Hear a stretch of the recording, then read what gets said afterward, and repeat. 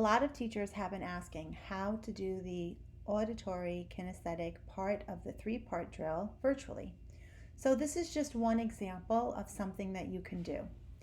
I'm in Interactive OG right now, and from Interactive OG, in one of the lessons that I'm making for my students. So along the left here, you see the different options. I clicked on the three-part drill. And when I did, I see the auditory kinesthetic part with the grid. So you have a possible 4-section grid, 6-sections grid, or 8-section.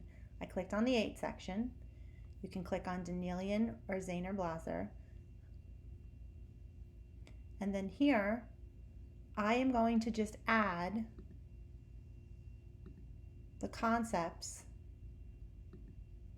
that I want in the auditory kinesthetic part of the drill. Let's say I've taught up through QU. I can add any of those concepts that came before.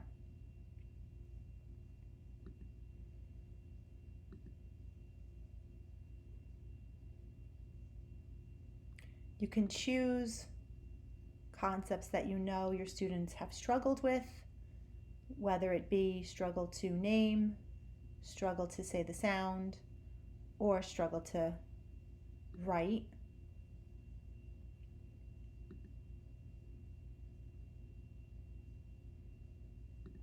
Okay. Now I have my grid. I can print my masters. And I have a couple of choices. I could print this and a bunch of other ones like it, and I could mail it to my student's house so that they have it ready to go. Or I can download this and I can email it to the parents of my students so that they can print it out and they will have it.